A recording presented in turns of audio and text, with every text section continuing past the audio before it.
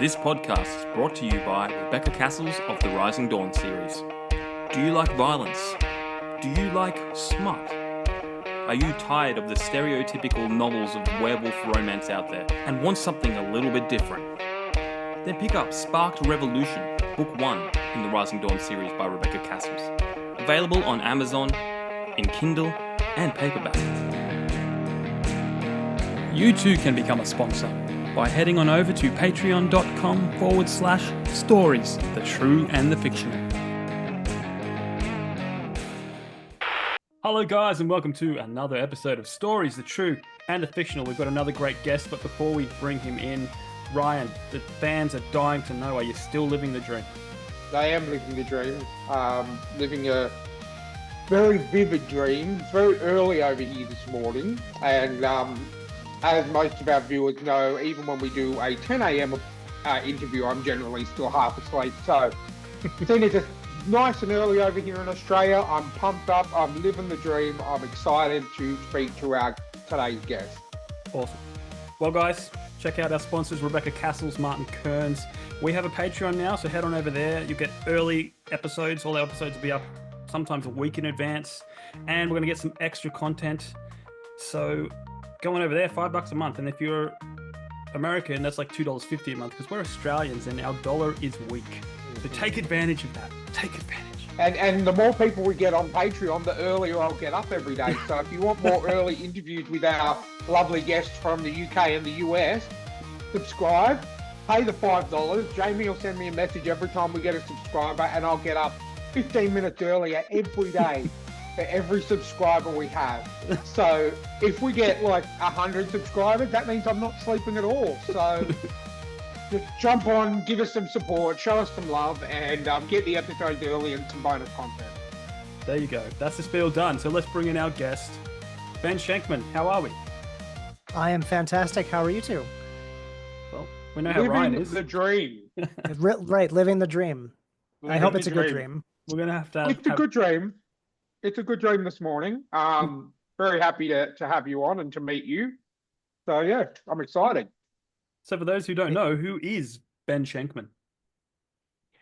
So Ben Schenkman is an urban fantasy author. I write books that are based in New Haven, Connecticut.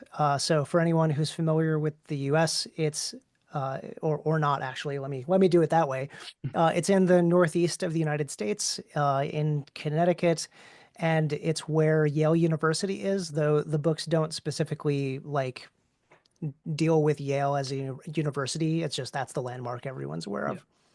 So are there Yale students in there? Do Yale students come in to your books every now and again? So funny you should ask. I graduated from Southern Connecticut State University, which is the state university that's like a few miles down the road from Yale. And I'm not going to lie, we make fun of Yale constantly. That's just how it works, the state university versus the Ivy League. Ivy League, they can afford to protect themselves. So I'll say I take a few shots, I'm sure, in my books. And you have to. That's a school spirit. You got to get even though like our system over here in Australia is different. Like we have universities, and I went to university. We never really had that rivalry that you guys have with colleges and community colleges and then like your Ivy Leagues and then your state schools. We don't really have that rivalry. So I've always been fascinated by watching the shows that come out of America on how deep that rivalry goes. And is that actually is it accurate as portrayed in those movies and TV shows? It can be. It really depends on like what region you're in. Especially when it gets into like big sports team rivalries at the college level. It's bad. Like they're, college sports, depending on which teams win, there'll be riots in the streets and cars burning. It really depends on where you are. Wow. I think the only college sport we have is we have, so our football over here is a bit different to the NFL. It's called the NRL, the National Rugby League. Mm-hmm. And we have something, I don't know what it's called now, but it used to be called the Commonwealth Bank Cup, which our our schools would have teams in, and but it never got to the level that your guys' college football is. Seriously, like if you can make 4 or 5 TV shows over the span of the last 20 years on just college football, then you know it's real. Sometimes it feels like it's more popular than the actual NFL. Oh yeah, absolutely. It can be. That's insane. And just a question I had, seeing as you said you based all your books in New Haven, Connecticut, are you actually from New Haven in Connecticut? Yeah, so I grew up in it's called the Valley. So New Haven County. I grew up outside of that. I went to college in New Haven. I lived in New Haven for a period of time. It's like my old stomping grounds. Even now, Mhm. I live in Western Massachusetts, so I'm only about an hour and a half from New Haven. I go there pretty regularly. I was actually just there this weekend. Okay. So it is true. You write what you know. And I love that. I love that. Why make up a mythical place? Like Stephen King is he always, 9 times out of 10, his stories are set in Maine. And, that's because he grew up around that area and he knew that area, and you write what you know. So stories always feel a little bit more personal, regardless of how out of world they are, if they're from where you're from, and you can tell that with the writing. So I'm Mhm. glad you did that. Yeah, and I'm kind of doing the Stephen King thing in that like so I have 3 published books right now. I'm sure we'll get into it, but I have 2 other manuscripts that are drafted, but I'm currently figuring out what I'm doing as far as publication for those. And they're different in that they're both individual like standalone or series starters Hmm. that are not related to the first series, but they're all still in New Haven because like there's still Awesome. so much that you can do in a place like that.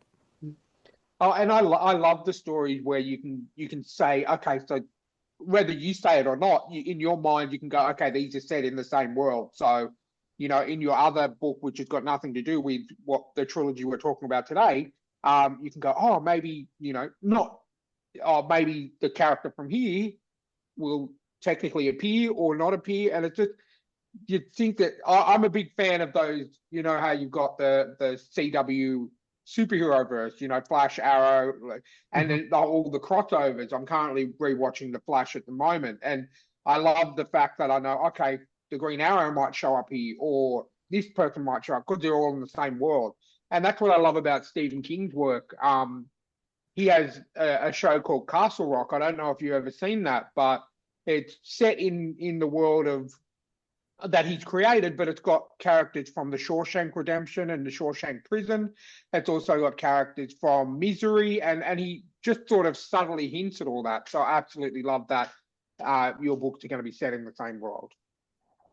Yeah, and it's like crossing Stephen King with Brandon Sanderson in that they Yeah. are not necessarily they're not connected in that it's like alternate universe. Yeah. It's like AU New Haven. So like we've Yeah. got 3 books in this version of New Haven and we've got this other book in this version of New Haven. It doesn't mean that I couldn't bring them together at some point, but And that's what gets me. It's always the but, maybe there might be a small chance that this might happen. And that gets me into it even more.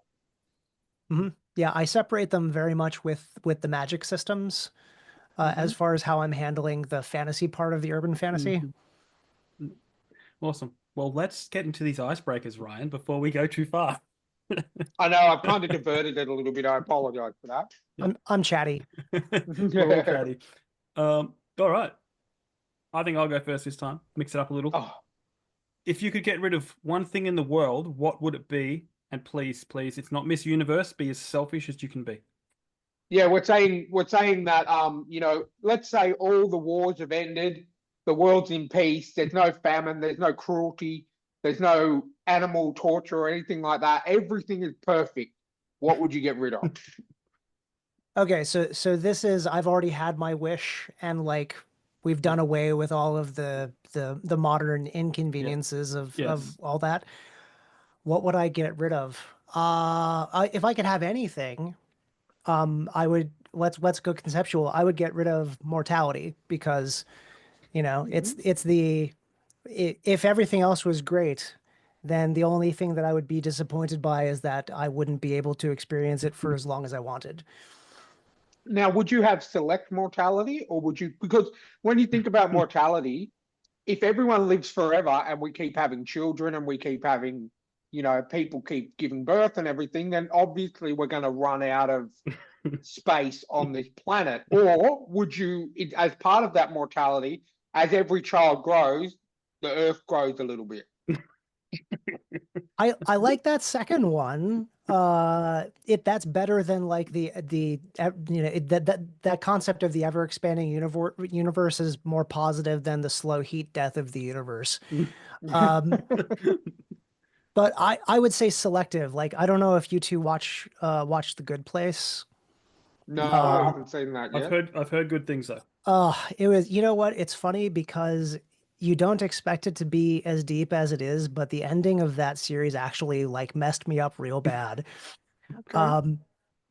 But in the end, like it's this concept of that's more to do with the soul than with than actual immortality. But it's my idea of immortality is people would be able to live as long as you wanted, and then All right. Okay. it's not the curse of immortality, it's like the choice. Ooh. Okay. So Selected. you've lived for like 200 years and you're just like, you know what? I've seen everything. I've seen every episode of Supernatural. I'm just gonna, Yeah, I'd like to end. So it took you 200 years to get through it all, so exactly. And ironically, having to watch the entire series would make me want to end. Exactly. I'm a hardcore season 5. That's it. Like 5 seasons. That's all it should have been. And I rustle a lot of feathers with that statement. Not 6 seasons and a movie like Community. No. Are we getting a Community movie though? Yes. Is that ever going to Yes. happen? Yes. Allegedly. Because the last season of Community was a massive disappointment for me. Yeah. Because it didn't have Troy. Yeah. Chevy Chase was gone because he had a fight with all the writers and he was gone. He had a punch up with the main Dan guy. Harmon? No, the main actor. Jeff Winger. Joel McHale. Yeah, Joel McHale. That's it. They had a punch up. He doesn't like talking about it. I saw him talk about it on Michael Rosenbaum's podcast. Oh yeah, I love that podcast. Yeah. Yeah, I'm watching Smallville. He's such a good actor. I didn't realize how good of an actor he is. He is in my opinion, one of the best Lex Luthors we've had. Oh no, he's the best. Oh, you think he's the best? Have you watched, sorry to interrupt this, have you watched season 4 of Superman and Lois yet? No, I want because then that will change your mind on who the best Lex Luthor is. Challenge accepted. Because I guarantee you, by the time you finish season 4 of Superman and Lois, you will. And I was very hesitant at the casting of this guy because he's been in The Walking Dead. He was, he's not a big name, but he's that guy that you go, oh yeah, him. When you watch him in a show. In my opinion, and you know how much we love Superman and Lois, that Lex Luthor is the best Lex Luthor I've seen so far.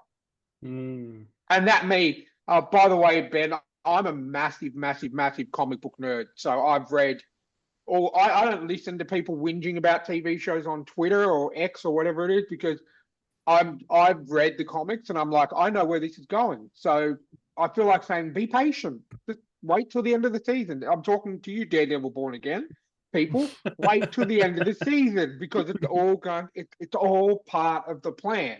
Yes. But so I consider myself quite knowledgeable on all comic related topics.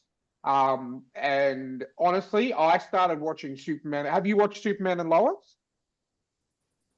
Ben? Yeah. No. I used to watch a lot of Smallville, but I haven't watched any of the Superman and Lois. Well, Smallville's fantastic. Like we all grew. Like I'm assuming you're round about our age, so we all grew up on Smallville, right? Which was great for the time. To say probably, yeah. But I will recommend, and me saying this as a comic book nerd does give it a little bit of weight. I like to think Superman and Lois is the best representation of Superman that I have ever seen, and that is even trumping Henry Cavill. Yeah. And I'm a massive Henry Cavill fan. Yes. Superman and Lois, it's perfect. It's 4 seasons. and there is not a bad episode in any of those seasons. Tyler Hoechlin is, in my opinion, a god, because I watched him in Teen Wolf as like this badass alpha werewolf ripping crap apart, and for him to go to be the Clark Kent that we all love, and the Clark Kent that is the truest form of media from the comics, in my opinion. Superman and Lois season 1 to 4 is now finished, and I watched the finale and I cried. And I don't cry very much anymore. Like in the last, like I'm serious. Like when I watch things, I'm like, meh, but it literally brought a tear to my eye. And for me to say that as a massive comic book nerd I am, I cannot recommend enough people watch Superman and Lois, because he is the best version of Superman. She by far is the best version of Lois, 1,000,000%. And it's amazing. I cannot, and obviously the guy that plays Lex Luthor in the 4th season is the best version of Lex Luthor I have ever seen. Yeah. So I please, will I know take this that. is not this. Yeah, check it out if you like that kind of stuff. Please watch it, because it is really, really good. And you know, we're not getting another season, and I'm fine with that. 4 seasons was perfect. Yeah, 100, and the best version of Doomsday I have ever seen in comics and movies and TV show. So, yeah, that's my Superman and Lois rant done. But yeah, Jamie, when you watch it, your mind will be changed about Michael Rosenbaum's an amazing Lex Luthor, 100%, 100%, and I will stand by him as the second best Lex Luthor. But check it out. Anyway, question number 2 is, and this is me. All of our meetings happen on air. I believe. Sorry. So what's something on your bucket list, Ben?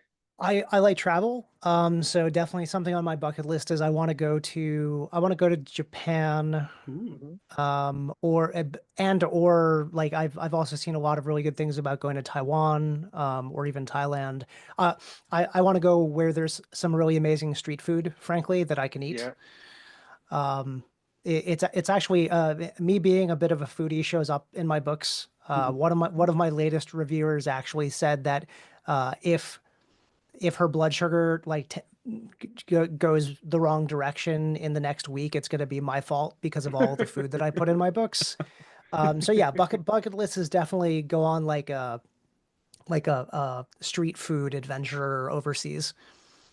That'd be awesome. I think Japan would be perfect for that. Not only does it have the amazing history that it does, but I've seen so many documentaries and programs where they just go down the street and there's just so many different kinds of Japanese food, and oh man, that would be that. I 100% agree with that. Yeah, I've always wanted to go to Japan because punk rock is still alive. Yeah, I would buy that too. The amount of local bands, and not local, like bands we used to grow up with that are now, you can't see them in a show hardly ever out here, but you go to Japan and they're there every year. Do you remember, this is my tangent, you remember the band we used to play with, Batfoot, Ryan? Yeah. You know that they went over to Japan, and I think 2 of them came back with girlfriends, and one of them got married. Yep. Yeah, I remember that. I remember those guys. They were pretty cool. One of them, Craig, I think it was Craig, he came back. Craig. Yeah, he brought back one and got married to a Japanese girl. And there you go. So punk rock. If you don't have a girlfriend and you love punk rock, go to Japan. Yeah. You'll be able to watch a punk rock show and find a wife. It'll make a good reality show. Yeah. Anyway, this is Ryan's most judgmental question. Now we're getting along so well already, Ben. But this question will determine whether the interview stops now and I go back to bed, or whether we continue on with this interview. So let's just put a lot of thought into this one, all right? Okay. It's kind of a two-parter. So one, what is the greatest sitcom ever made? And then if that's not your favorite, or I'd like to say, what's the one that you binge the most, like you always go back to? Because there could be 2 different answers there. So I don't tend to rewatch a lot of media just because there's so much new media. Like my partner binge rewatches stuff all the time because they've got comfort shows. Yeah. But like, I don't tend to. But I will say, so I already kind of did I mention this? I don't remember. One of the best sitcoms of all times, I think, really is The Good Place. Okay. Interesting. Is that a sitcom? Because I haven't heard much about The Good Place. I thought it was like a drama or something like that. Oh no, it's definitely so it's very much a comedy. And I guess it's tough because like the definition of a sitcom, it's a situation comedy. So it's every episode these characters are put in different Fair situations and point. Yep. funny things happen. But again, like kind of like I try to do in my writing is it covers some really, really heavy topics on death and dying Yeah. and the soul and where that all goes and what happens and it does it in this amazing humorous way. So if that counts as a sitcom, I would say The Good Place. I would say the one that I'm currently binging right now, I'm actually binge watching Brooklyn Nine-Nine. Oh yeah. That's Yeah. good. Yeah. Which is another really funny one. You know, whether or not you like cop procedurals, like Yeah. it turns a lot of that on its head. And frankly, Andre Brower was a gift to the world that was taken too soon. Mm. Yeah. Yeah, no, I can definitely agree with Brooklyn Nine-Nine. I haven't seen it all, No. but again, it's one of those shows that I start watching, and then like you're 100% correct about new media because I'm the kind of person who's like I need to watch this now. Where Jamie can go, I'll just wait till the season's finished, and then I'll watch it all in one hit. Where I'm like, Yeah. no, I need it now. Yeah. Daredevil Born Again is a perfect example. I'm watching it episode by episode, where Jamie's like, I'm gonna wait till it's finished and watch it, which is Yeah. a great trait to have if you can, but I can't. I need everything now. So I can say that Brooklyn Nine-Nine has one of the funniest scenes that I have ever seen in any kind of sitcom or comedy, and that's that scene where they're doing the lineup and they start singing the Backstreet Boys.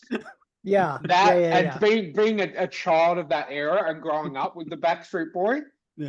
is to me it was I had to hide that I liked the Backstreet Boys when I was in school, and to see that come back and into one of my favorite comedies, that scene I can watch over and over and over again, and I still laugh my ass off. So yeah, It's the best cold open of any show. yeah, You know. yeah, Just Yeah, yeah. And I they're love. cold. Yeah, sorry, go ahead. I was just gonna say their cold opens are legendary. yeah. Yeah. Oh, definitely. And I think Andy Samberg really, this is his shining role. Like he's Yeah. done a lot in his career, but this Brooklyn Nine-Nine is what he will always be known for at this point in time. But yeah, and any show that's got Terry Crews in it is just a win for me. You know, the more Terry Crews we get, the Yes. better. So, you know, the interview will continue. Yes.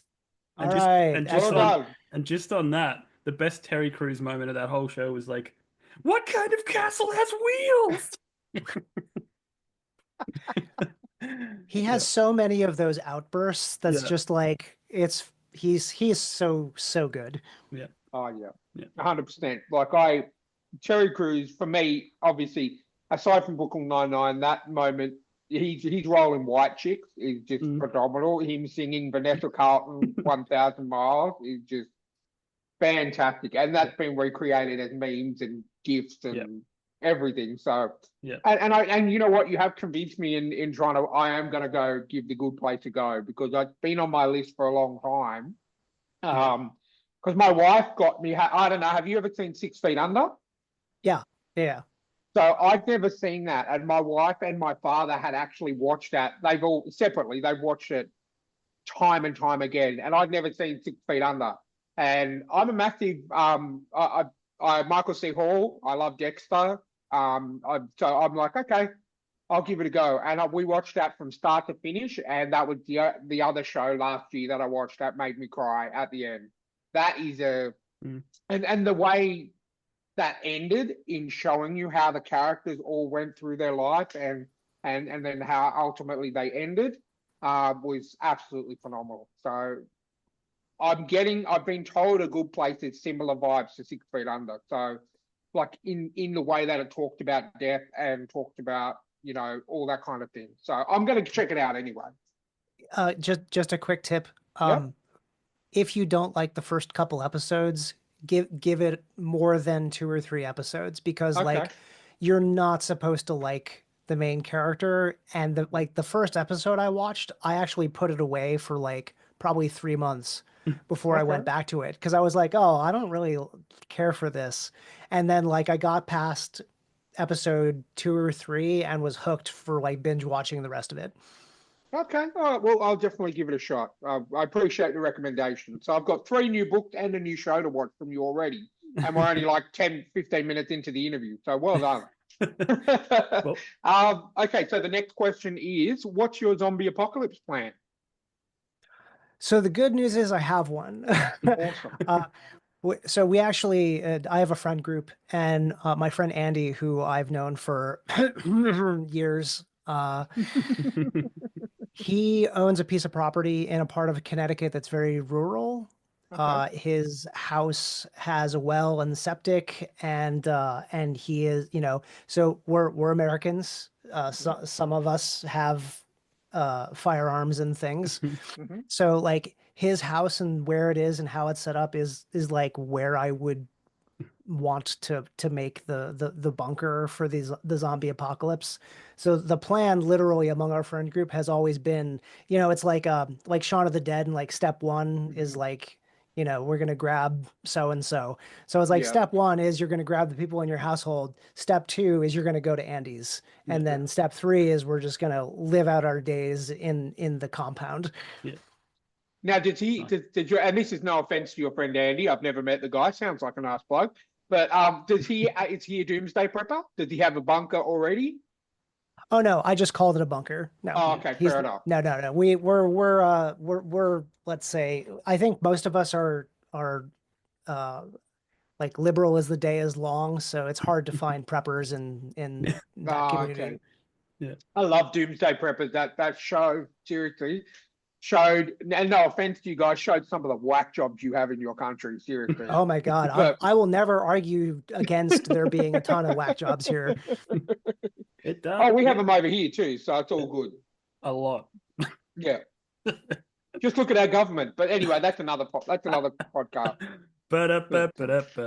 Well, since I met Jamie and our mutual friend Chris, I've never been involved in politics as much as I have since meeting Jamie and Chris, and they've converted me to the libertarian lifestyle already. So I'm 100% behind that. But anyway, it's not the politics podcast. This is about promoting book. Anyway, But fifth no, and look, I final. think that's a solid zombie apocalypse plan, and I think that's the same with us. Where we'll be like, we'll go to Jamie's house because Jamie lives in the mountains, and it's not as rural as you would think. It's a small town, Yeah. but his house backs onto a national park or national forest. So, and it's kind of on the hills, so you can see Yeah. zombies as they try and make their Yeah. way up the mountain, Yeah. so you can sort of pick them off. And there's a air base. You can see it from my place. Yeah. Where the planes take off and that. So I think the military will help hold Yeah. a lot of them back. So that's a solid plan. I think my plan used to be going to. So we have a shop out here like your Home Depot. It's called Bunnings, and I know so Bunnings. you know Bunnings, awesome. All right, Yeah. so yeah, well, my initial plan was I would go there because you've got chainsaws, you've got axes, you've got anything you want to kill zombies, but there's not really food there. So I would still have, and generally a Bunnings is not located anywhere near a shopping center. So it would be a long raid to go and get food. So I figured I'm just going to go and bludge off Jamie. So I'm just going to go up to Jamie's house and just live off his land. We do have a veggie garden. There you go. Done. Yeah. And there's a guy 4 houses down from us who's building a nursery out into the bush. It's like completely illegal. He's building it out into the bush. Like it's just, you've got like the back of the property and then you've got a gap between it, which is basically the government owns it because they've got to keep it cleared for fire hazards and all that stuff. But this guy's just like, no, nursery, all these plants and stuff, all creeping out right in the bush. He had a bulldozer down there the other day, and I'm going like, wow. See, that part's bold. Like there's a long tradition of growing things you shouldn't grow on Yeah. government land. Jamie has a couple of those down the other side of the street, growing things that they shouldn't be No, growing. they've all moved out of home, and most of them are in jail. Yes, I did grow up with drug dealers, but apparently, and I can't remember where it is, but there is marijuana stash planted in the middle of the bush somewhere. They just went out there and grew some. That's where you put it. You put it out where Yeah. you don't own the land, and then Yeah. just, I can't really say much. I live in Massachusetts where it's legal Yeah. recreationally. So Yeah. Yeah. Look, I honestly support making. I've never smoked it myself, right? But even though I grew up in the punk rock era where it was just everywhere, but I support legalizing marijuana over here in Australia because one, it's not a performance enhancing drug. Have you ever seen a runner or someone smoke a bong and then run really fast, unless it's to a 7-Eleven to get some food? And two, on a serious note, as someone who suffers from chronic pain, and my wife suffers from chronic pain, it is really, and as I said, I have never done it, but it is really, really good for people who have cancer, for people who have chronic pain, in terms of easing that pain a little bit. Mhm. I myself have tried kava, which is legal, which is it's a similar family, but I've drunk it, and honestly, when I was at my worst pain, that actually helped me a fair bit. So if marijuana was legal, it would probably do a lot for a lot of people who are in pain. And honestly, crime would go down so much because, do you know what I mean? It's cheap as shit, pardon my French. And like, who wants to murder people and commit robberies when you're high? You just be like, yeah, I'll do it tomorrow, and just watch like a whole bunch of that 70s show or something. But yeah, I fully support the legalization of marijuana out here, even though it probably won't happen for a long time. But as someone who, like, I can deal with my pain, I'm not on as many painkillers anymore. But as someone, my wife, really no painkillers can help her at all. And I've seen what marijuana can do for people like that. I 100% support the legalization of marijuana out here. And I know that's the touchy subject, but I mean, man, it doesn't kill you. It's like, I'm a massive wrestling fan. I watch a lot of WWE, and they have even taken that off their banned substance list that they test for, where you get a 30-day suspension. They don't test for marijuana anymore anywhere. And I just think that it does more good than it does bad, in my opinion. And again, these opinions are just my personal opinion. Ryan will be running for office next week. Oh yeah. No, I couldn't because as we know, and if you listen to this podcast, there is no filter between he and he. But that's what So we I need. just say, yeah, I know, but that's the reason I wouldn't get elected, because I'm not woke. I'm not, I have nothing against. I hate everyone equally, so I don't discriminate or anything. But yeah, that's the reason I would never get elected, is because I speak the truth and I speak my mind. So again, you have to be able to lie as a politician, and I'm not a good liar at all. So yeah. All right, are we ready for the last question? Sorry. Bill and Ted arrive outside your house with their phone booth time machine and say, "Whoa, dude, Rufus asked us to give you a free ride in our phone booth time machine." What do you do? Where do you go? So that's so difficult. Number one, I do love the Bill and speaking of the things that we grew up with, like, I love the Bill and Ted question. Because yeah, it's very, very, close to the experience. I don't know. I'm torn between wanting to like go back and see a dinosaur and like actually go and like talk to a historical figure, because it's tough.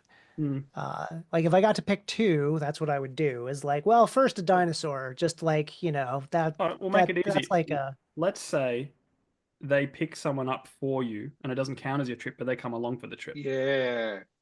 So they have ooh, to see a dinosaur with you, though. that's that's that's very reasonable.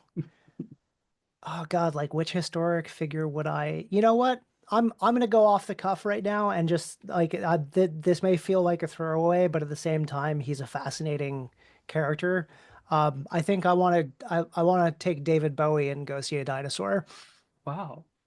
Like dance, dinosaur dance. Yeah, well, just I he was can such an imagine the song. icon. Yeah, Yeah. yeah. And I loved And him in would movies you too.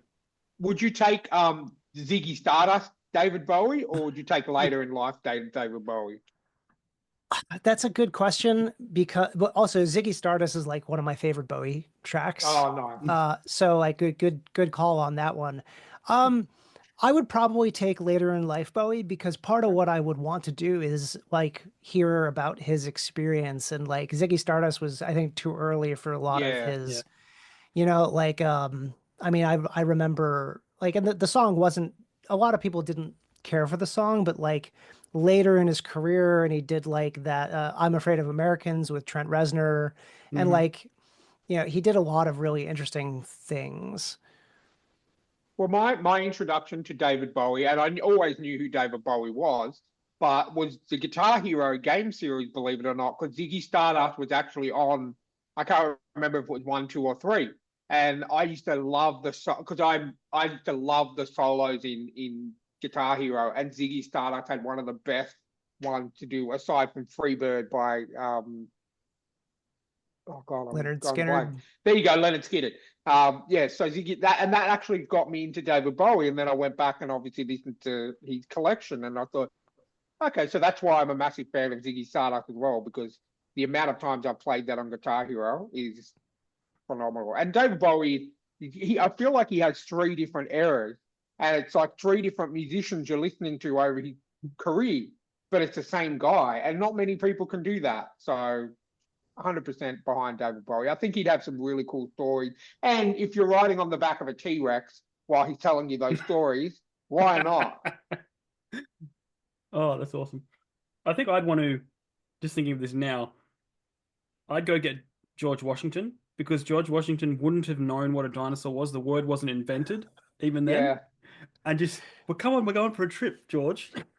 I just think he'd come back and just be like, what? You know? I like I that mean, I, your choice is to pick someone who you would to just blow their mind. Like Yeah, for no other reason, I yeah, just want to bring them with me to screw them up for the rest of their life. yeah.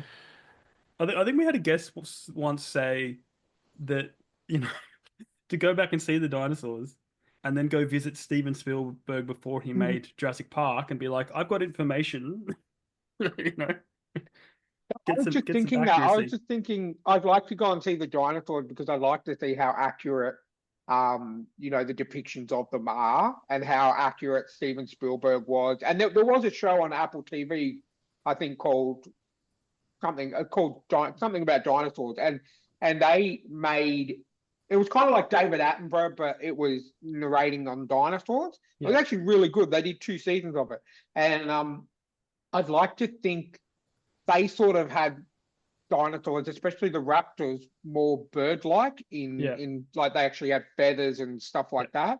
So I'd like to go back and see what dinosaurs actually really look like, because all we yeah, can really go off is the bones and yeah, the skeletal structures of what they are. We could be completely wrong yeah. about what they look like. You know what Well, I mean? the discoveries have been a lot different since Jurassic Park. Yeah. Like the raptors at the time, I think they found similar raptors after they'd filmed them.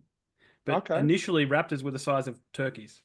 Yeah. They were more Yeah. accurate in that dinosaur movie that Adam Driver did, where he went back in Oh, time and crashed. 65. Yeah, Yeah, yeah, 65. Yeah, that one. yeah. That one. Yeah, Uh, yeah. I yeah, like that, which you only saw them for about 10 minutes. yeah. But that was But that was yeah, raptors. Also, the T Rex, as much as I loved it, would not be able to run that fast because of how top heavy no. it was. If it tripped, it Yeah. would just, it's just like there's a Yeah. lot. I love that movie. I don't care that it's not entirely accurate. It's Yeah, yeah, phenomenal. yeah.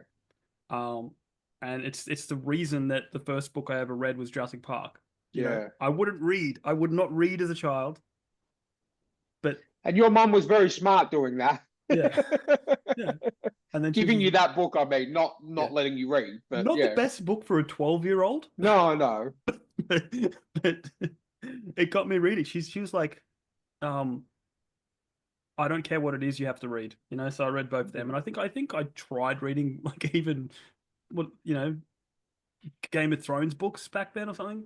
Like but like I Game of don't know. Thrones is complicated even for me now Yeah, to read. yeah, And it's still a series that I have not gotten through. I've got all 5 books around here somewhere, but I cannot get through them yeah. because just because George R. R. Martin's writing style is very Tangenty. yeah, it's good. He's a great writer, don't get me wrong, but it's just not my style. Yeah, Same as Lord of the Rings. I've read Lord of the Rings so many times. I was lucky enough to have to read the first 2 books at school. yeah, But I don't enjoy reading it now because it's not my style of writing now that I'm an older person, like I'm 43. I have different styles, whereas when I was back in school, it was just when everyone's I'd just been reading comic books and stuff like that. So I was like, whoa, this is amazing. And it still is amazing, but I don't really like reading those books anymore. yeah, yeah. Anyway, that's the icebreakers done. Yep. You have survived. You will now carry on to the next part, which is hopefully less. Sorry. Hopefully less tangenty, but more I was just about. about to say we are the tangent kings, and that's why we generally go. It's more like three friends having a chat Yeah, than a scheduled interview. We yeah, have talking points, but yeah. we generally go off script. So This podcast is brought to you by Martin Kearns and the Valor of Valhalla series. In the battle between 2 ancient evils, can one naive young man become the last hope against powerful creatures of legend? Beneath the Veil is the gripping first book in the Valor of Valhalla dark urban fantasy series. If you like reluctant heroes, infernal myths, and bloody epic clashes, then you'll love Martin Kearns' formidable foray into the unknown. So head on over to readkearns.com and grab yourself a copy of Beneath the Veil today.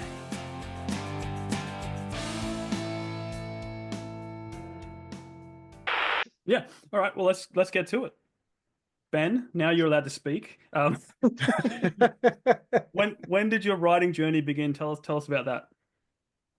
Yeah, so if you want to be specific, my writing journey started very young. Like I remember being in elementary school, like grade school, and I was writing little short stories on little like flip books of paper, instead of playing at recess or whatever.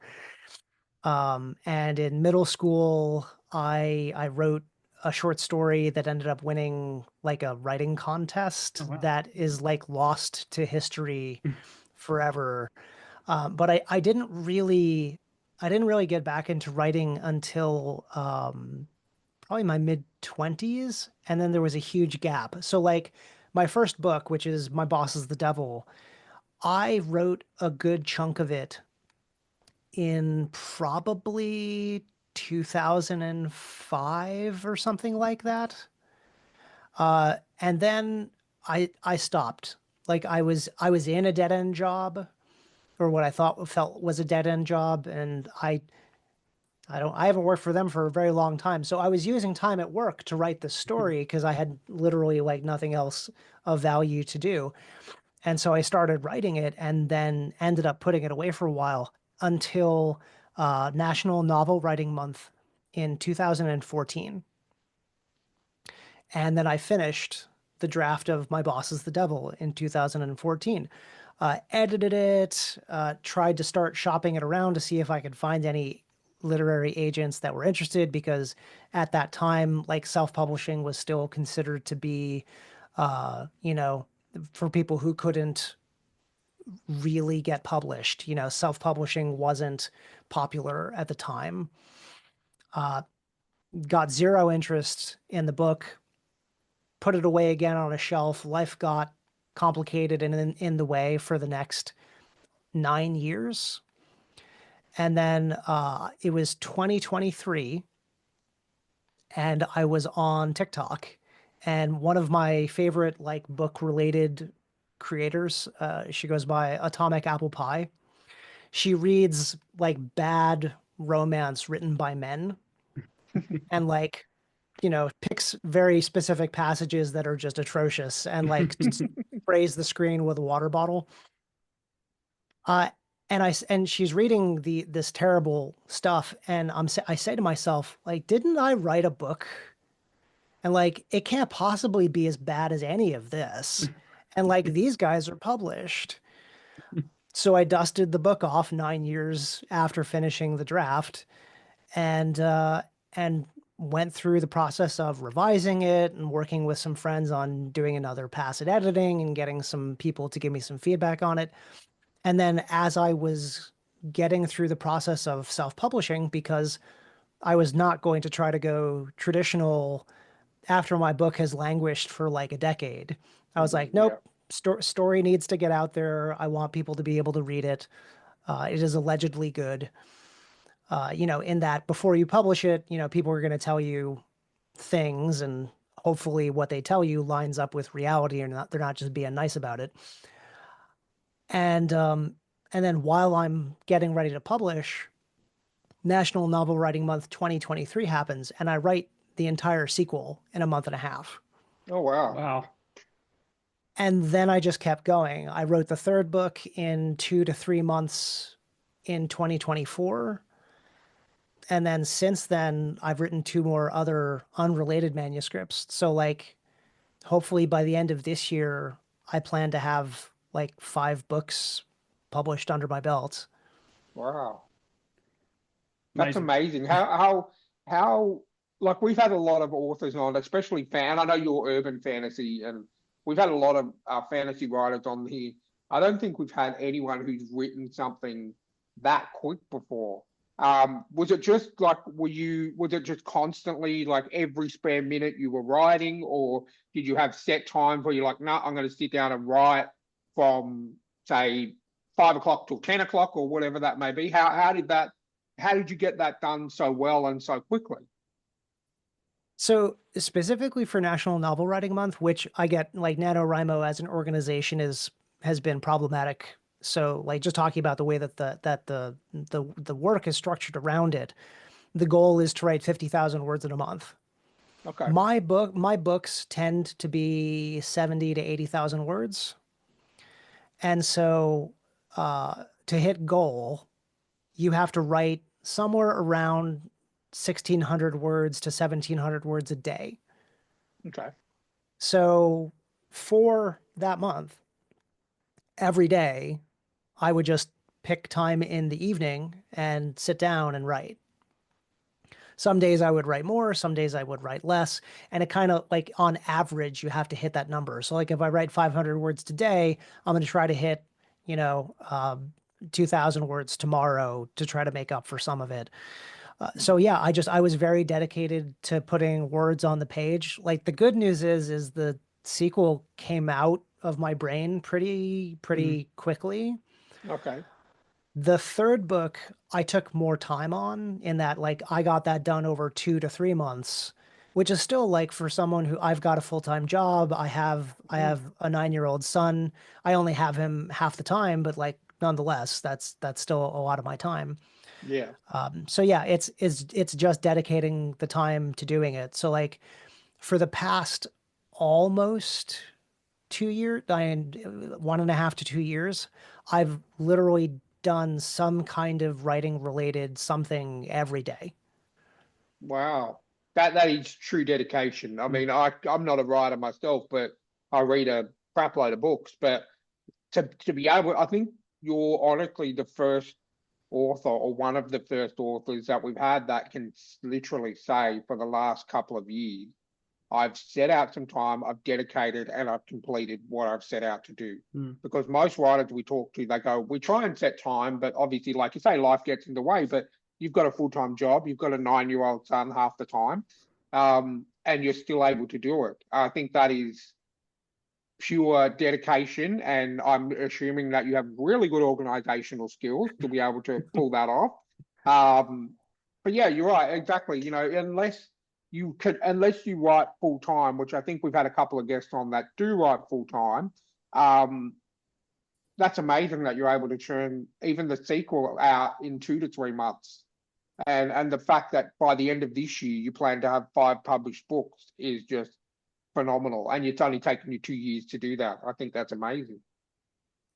Yeah, and it's funny because like so I'm currently working on, so I've got 3 books in the series, which like I said, I'm sure we'll talk about, but I'm currently starting the draft of the 4th book in the series.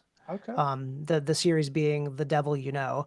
And so like I have this other concept, and it hasn't been flowing as well for me, but also like I have too many irons in the fire because I'm writing a draft of this, I'm editing one of the manuscripts that I have finished. I'm currently editing the audiobook for the 2nd book that I've recorded but not published yet. So like I have a lot going on. So when I say I try to do something every day, it isn't always the same something. Like today it might be writing 500 or 1,000 words. Tomorrow it might be editing 10 pages. It might also be editing 20 minutes of audio. It's just like I'm trying to do something every day. I'm also ADHD and like I hop around a little too much. So Yeah. I try to keep it to 2 things, and things fall apart when I try to do too many things at any given time. Yeah, because you would be, you know, my wife's ADHD as well, so I know completely what you're talking about.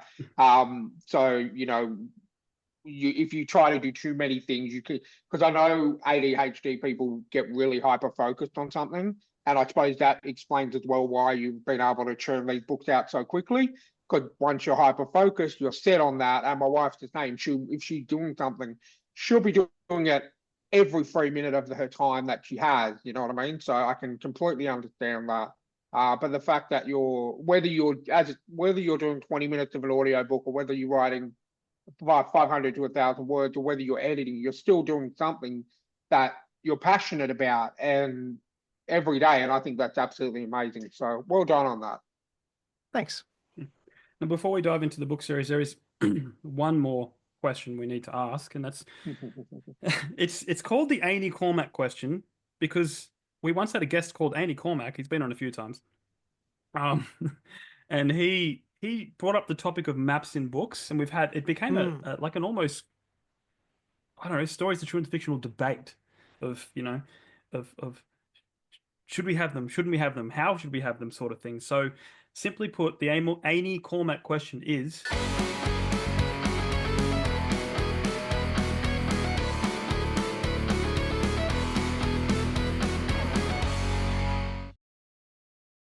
maps in books, yay or nay? That's all I get, yay or nay? Yay or nay. You can elaborate Okay. if you want. So the answer is yay.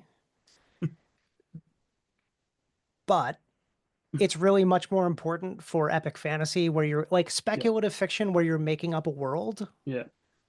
Makes more sense to have a map in it because I can't go to Google Maps and look up, you know, I can't look up whatever I can't look up George R.R. Martin's world in Google Maps. So They like need that. They should have that. someone probably does. Like if I'm being honest, some fan site already has a Google Probably. Mapsable version of it. But but it's funny though, because even in my books, which take place in New Haven, Connecticut, I have been tempted, and for like one of my new books, I was extra tempted to put a map of New Haven in the beginning of the book, kind of marking out some of the territories that are relevant to the story to give people more flavor. But the problem also is you can't just use map, like they have to be commercially available. You either have to own the rights to them or pay for the rights to them, and it's a whole mess. Where if it's a fantasy world, you can have the map drawn and own the rights to doing that, so it's kind of less of a thing.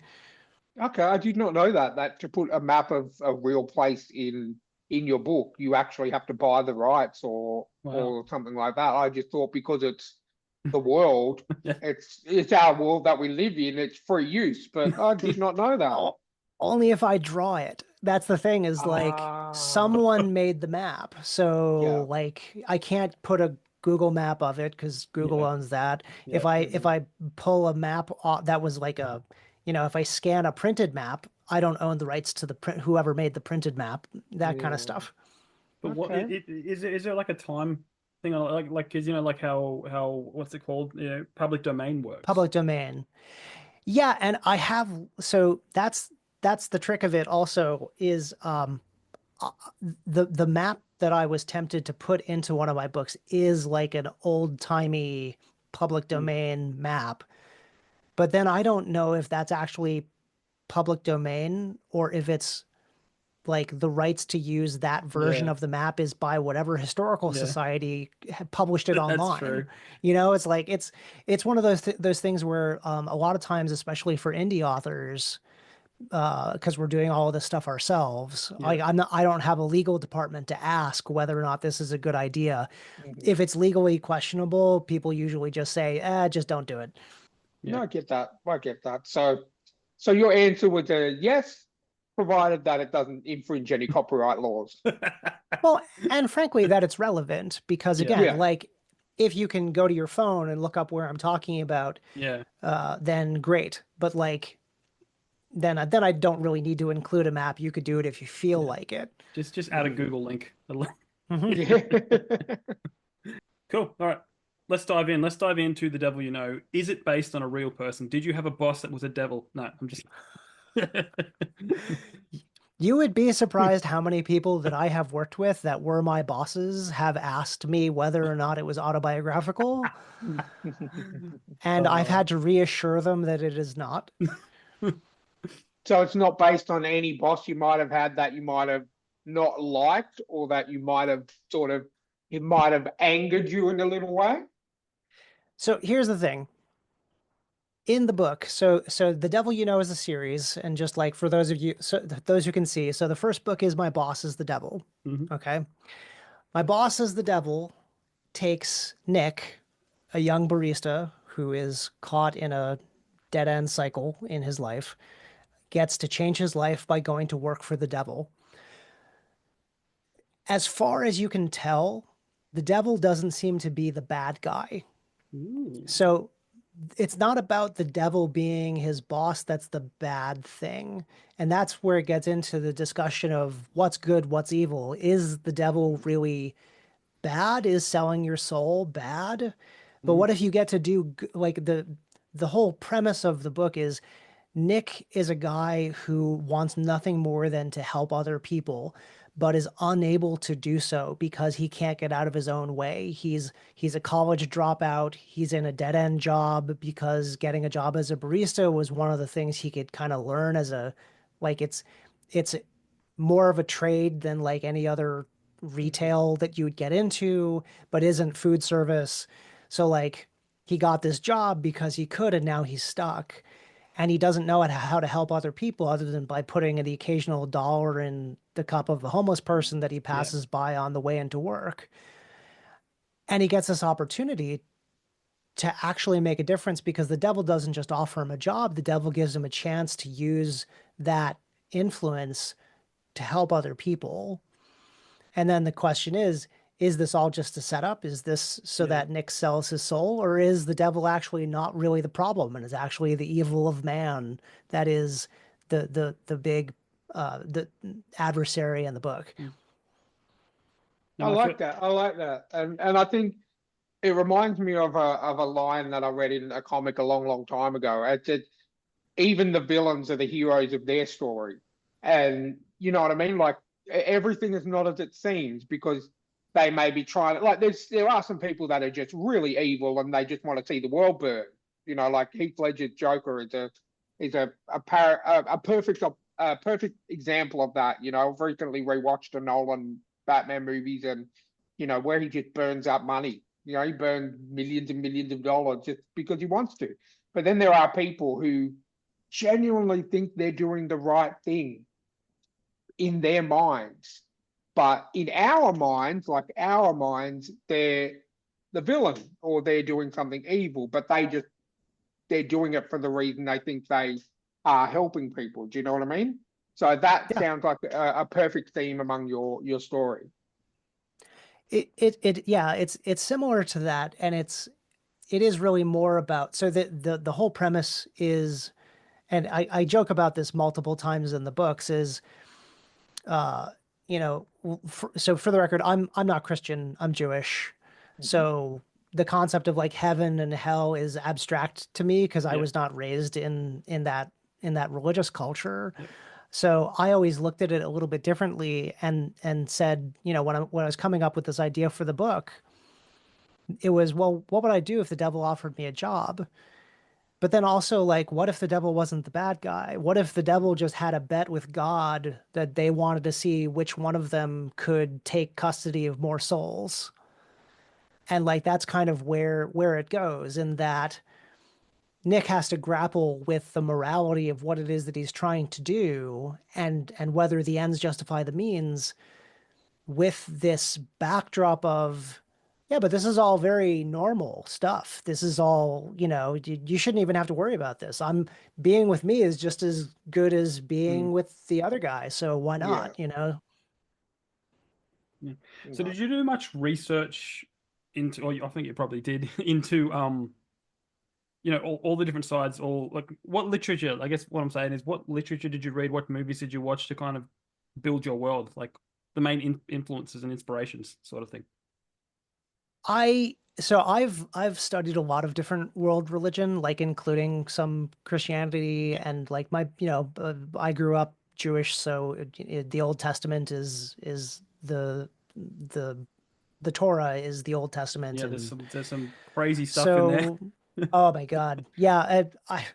If we talk about future projects, let me tell you about it, because Yeah. like that's a whole rabbit hole. Yeah.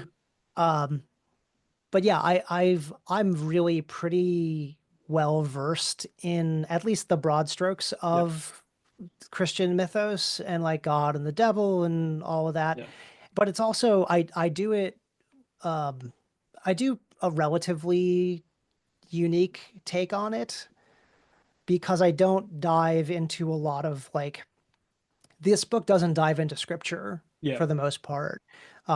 Think of it like the magic system in these books. It's like a supernatural contract law. All Like right, cool. it's if I had to describe it, you know how like there's high magic and there's low magic Yep. fantasy.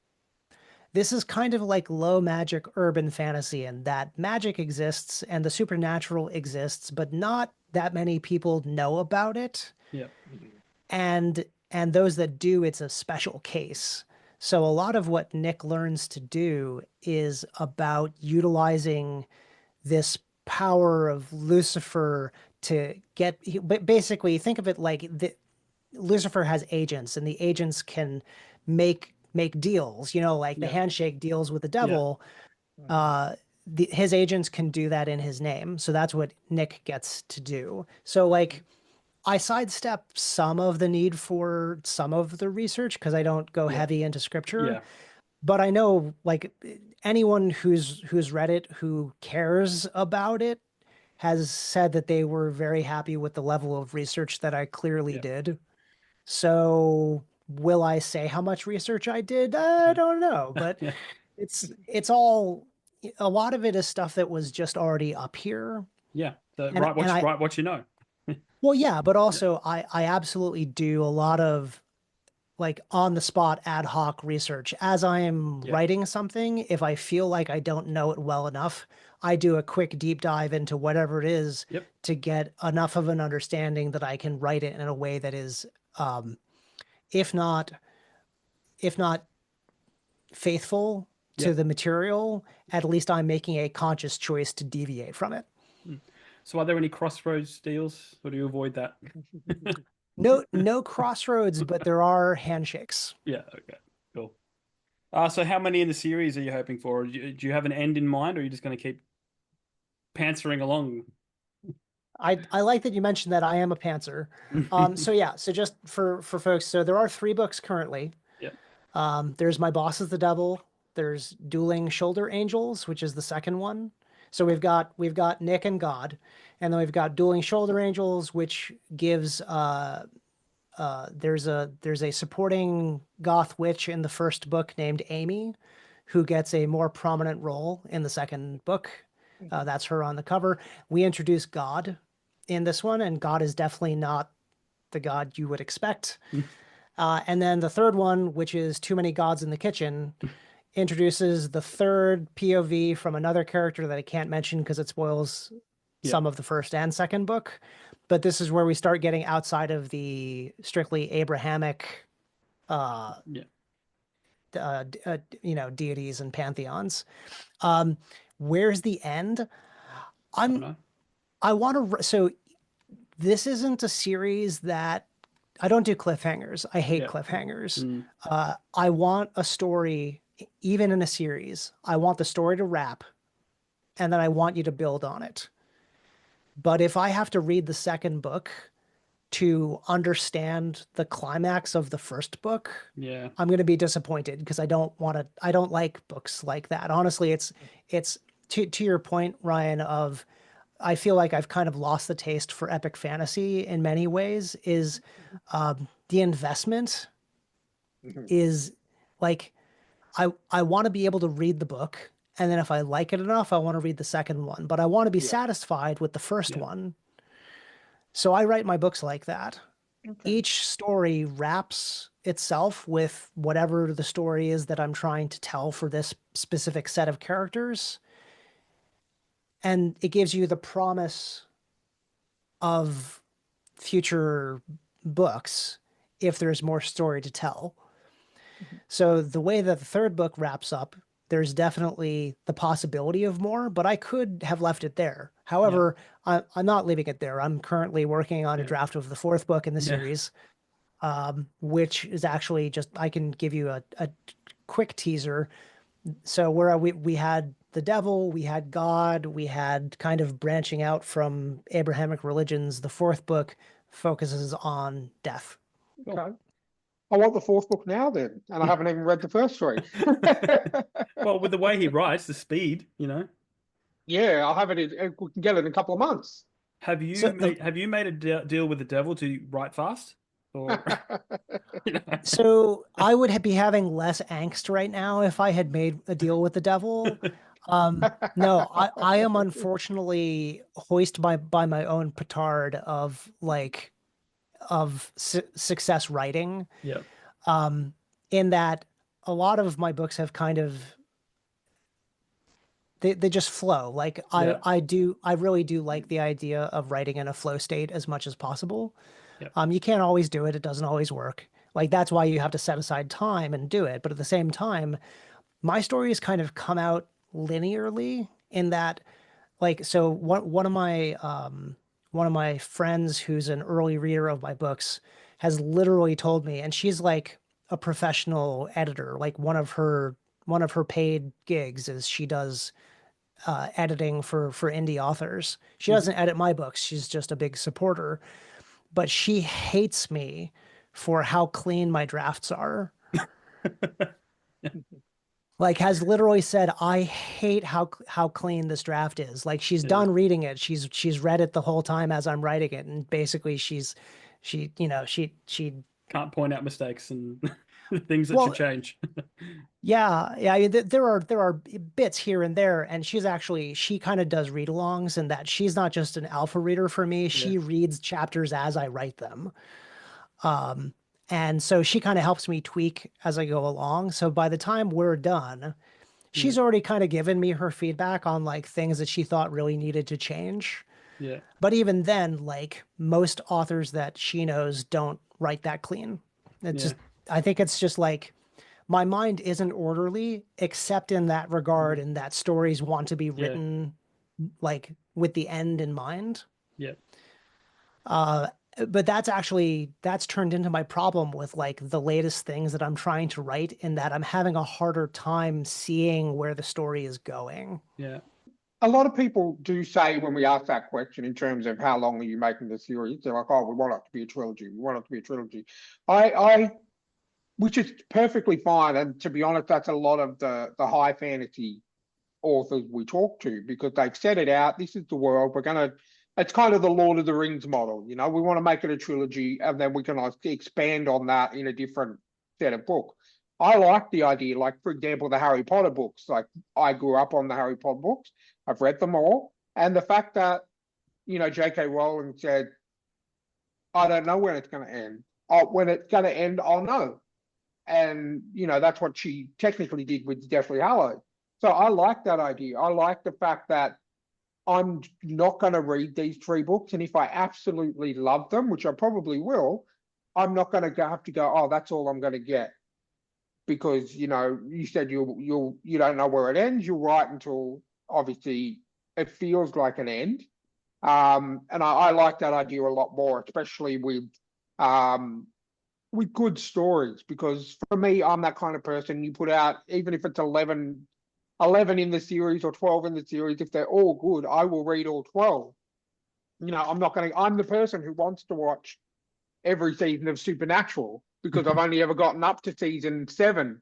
But yeah, like, I'm not saying it's a bad thing, Jamie. I'm not saying 5, I'm done. And I understand that's because when the show took a different turn and everything like that. But I will keep watching. If it's a good show, or if it keeps enough to keep me interested, I will keep going until the very end. So, yeah, I really like the idea of you don't really know where it's going to end. And yeah, I'm definitely looking forward to diving into these books. I'll probably hopefully start a little bit later today. Well, now that you've gone to the Pantheon, there's a lot to choose from. So, you can go anywhere. Exactly. Exactly. You've got so much room to move. The funny thing is, though, because like with the 4th book, and I'm diving into the concept of like of death, I am going back to the well of it's being written from. It's going to involve other pantheons, but like the thrust of the book is focused on like the Christian angel of death. Oh, cool. Which, like, I've already done more research on, because when you're writing a book and you're like, what is the name of the angel of death? And like, that gets complicated. And I can tell you there's not actually a really good answer depending on which Abrahamic religion you're following. Yeah. That'll be a lot of fun. I can imagine. I love the death from Supernatural, going back to Supernatural. Yeah, tell me about it.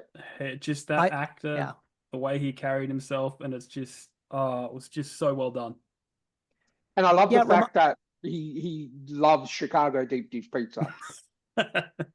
Death has to love something absolutely mundane. Exactly. Like, there is something like the whole idea that death is so intrinsically meshed with humanity and yet is somehow not in any way human themselves is like, I love when they do stuff like that.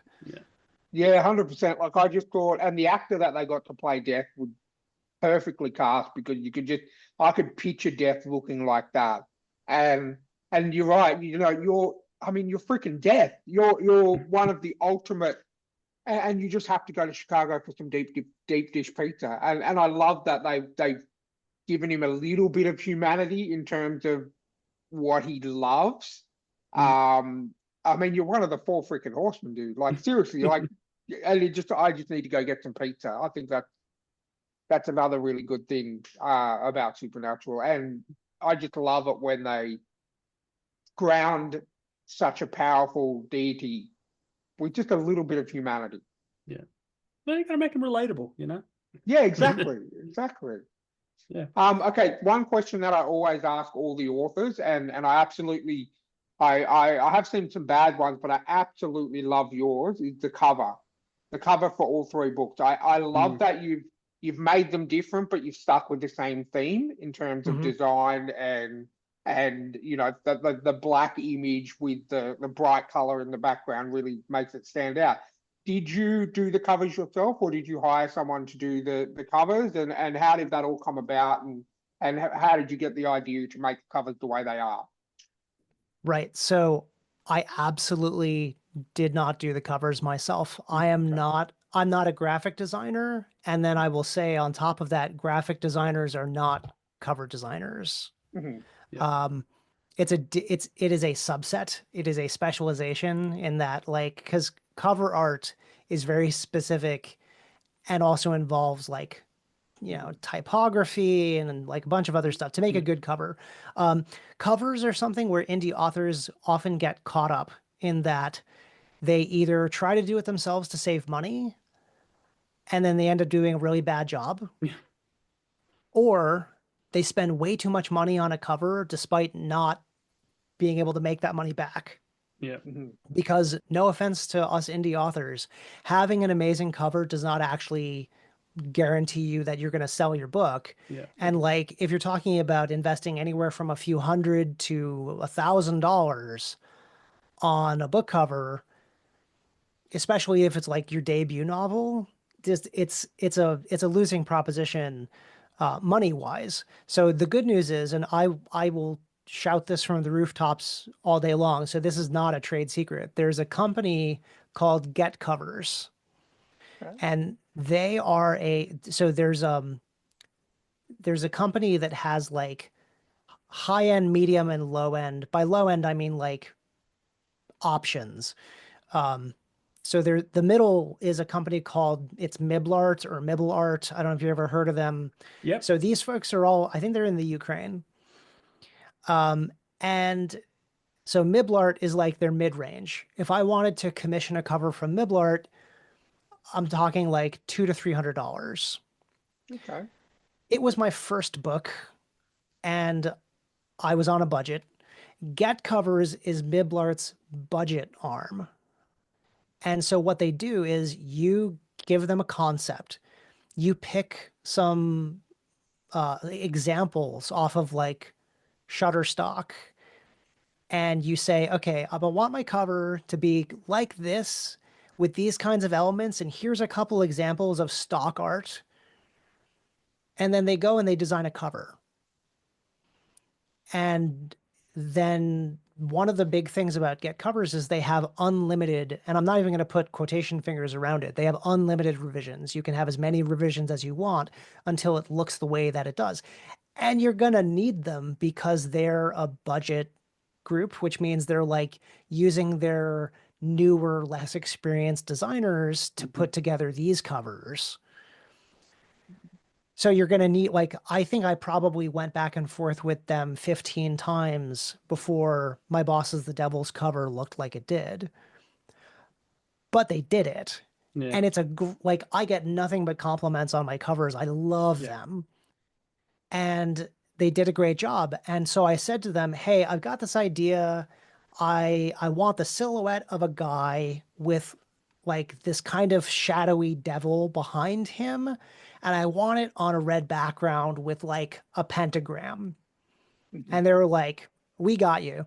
And they sent me the first draft and it looked nothing like this. Oh, And I said, guys, I don't know what you did, but like, here's some examples of silhouette covers and kind of like what I want. And then their next version was like the first version of this cover. Okay. So like, you have to have some artistic sensibility because they can send you something and be like, that's great, that's good enough. And like, it is not good enough. You are going to need to go around and round with them. Yeah, you got to know what you want. Yeah. So Get Covers did all my covers. And the nice thing with them is I have each one, I say, okay, now do it like the last one, only X, Y, and Z. And that'd be a lot easier on them too.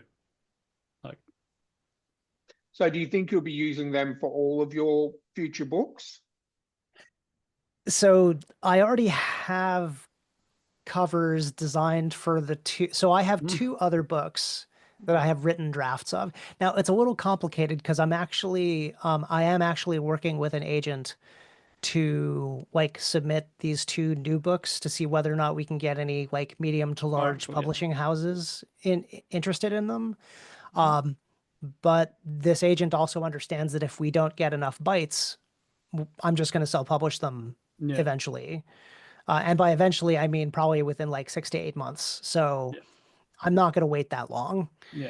So we're going to see what we can do. But I already have covers for these books, and I've already used Get Covers for both of them. And ironically, for the first of the two, I wasn't that pleased with what they did, so I went to Miblart, their like higher end, and I had them do a concept, and I hated it enough that I went back to get covers and said, Yeah. "Hey, can you just like tweak this a little bit more?" And now I love it. Yeah. So like all of my covers so far, all five, so three published books and the two that haven't been, all get covers. I think that I'm really impressed by those covers. Because to me, as not being a writer, the if I'm going to try a new author, obviously if I've found an author I love, I don't care what the covers look like, I'm going to read it. But for me to try a new author that I haven't spoken to on this podcast, the cover's the first thing that's going to grab me. And I'm going to go, that looks cool. And then I'm going to read into it. Or if I'm on Amazon or Kindle, I'll read the first chapter for free and go, okay, yeah, cool, I'm into it. Or no, you know what, it's a good cover, but I'm not into it.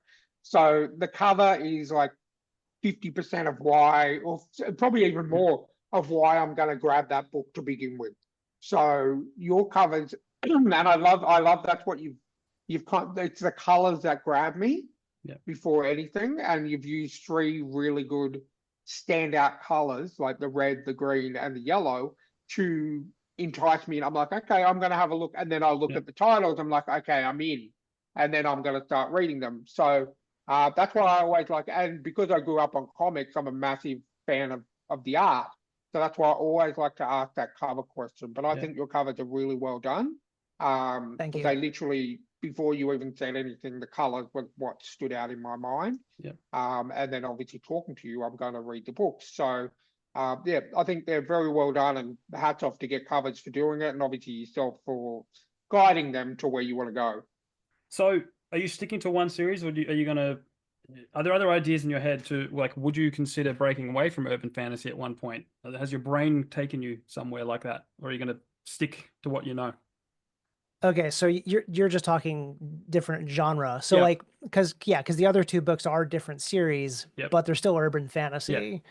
I have this big list of ideas because I can't stop my brain from coming up with more book ideas.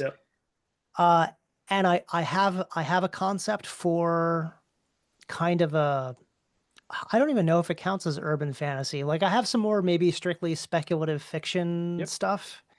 I have a concept for more of a post-apocalyptic progression fantasy. Nice. That I would like to write. Ironically, I'm still planning to keep it in Connecticut and that area because it's post-apocalyptic. It's just what happens afterwards. So I feel like I'm doubling down on the whole like no, really, all my books can be there. But yeah, I do have some ideas. I don't strictly think I want to write epic fantasy. Because I don't want like I do world building in that I want to build out the world that my characters are living in. I'm not super interested in world building from scratch. So yeah, like the other ideas that I have are all still either like close to urban fantasy or are more progression fantasy that happen in the real world, but it's not urban fantasy because cities are, it's different. So do you ever drive around Connecticut and just pick locations in your head and incorporate them into your book? Maybe change the name of a coffee shop into something else? Oh yeah. I mean, that's kind of funny. So this series, I rename everything.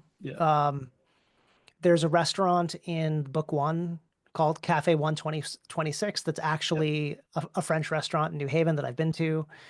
The coffee shop that the main character works in is like actually, sorry, that coffee shop is the one place that doesn't exist. Okay. I just made that one up, but everything else, every restaurant that they go to, every business that they go to is a fictionalized representation. In my two new manuscripts, I actually that's not true. In one of them, I actually go so far as to use the real names of places and have gotten permission from the owners to use their business names in the book. Well, That was my next question. Have marketing. you ever thought about going into like the real places and going, hey, I'm a writer, I'm writing about New Haven. Can I use your business name in the book? So you just answered that question that I had. So yeah. If you want to know, the funny thing about it is business names, even big business names, referencing them in your books, even having characters go there, it's fair use. Yeah. My characters could go to Starbucks and get a coffee, and so long as my characters don't call Starbucks an evil franchise that kicks puppies, it's fair use. The businesses care about being represented well. Yeah. The challenge with my book is not having the devil work for the well, not even that one. So this one isn't the devil stuff. So the book that I actually named the businesses in, it's actually focused on native and indigenous myths of the area. Okay. And the magic system is entirely different. Yeah. And the businesses, these characters actually like know the people that work there, and like one place is like a haunt of the evil cabal that like hangs around. And so like I want permission to use the place, because it isn't just they stop in for a coffee. It's like, oh no, this is actually a set piece. But nonetheless, it still probably would be okay as fair use, because I don't portray them in a bad light. The business itself is perfectly clean, acceptable. In fact, like one of them is a falafel restaurant that has been in place since like 1974, and I've been going there for 20 years. So like I gush about the business. It just so happens that one of the characters is like a waitress there. Well, I think now's a good time to move on to our Patreon stuff. So for those who are not in the Patreon group yet, tell us where we can buy your books, where we can learn more about you, your website, socials, all that fun stuff. Yeah, so you can find me at my website, which is benschenkman.com. So if you see how my name is spelled there, but it's just benschenkman.com. All of my books are available on Amazon, and they're available in paperback, hardcover, ebook, and the first book is out as an audiobook that is widely available, so not just on Audible and Apple Books, but also Spotify, and all those other like Libro FM and whatever place you prefer to consume your audiobooks. I'm working on the second audiobook now. Hopefully we'll be out by the end of April. And yeah, so you can find me and my socials on my website, and my books are primarily on Amazon. Wonderful. Well, guys who are not on the Patreon, thank you for listening. Reach out at thetrueandthefictional@gmail.com. We have so many people coming on, so if you want to come on, please reach out, but know there's a bit of a backlog at the moment. But we will get to you. Let's move on to the Patreon. It's funny because I had that same challenge with categorizing my book. Yeah. Because it is not paranormal fiction. Yeah. Because that will just make people think that there's like werewolves and vampires having sex. Really? Do you remember an old show called Gumby? Of course I do. Good. Well, this is very much up your alley. But let me tell you why dogs love watching Bluey. Look, okay, I'm going to give you a real answer and then a funny answer.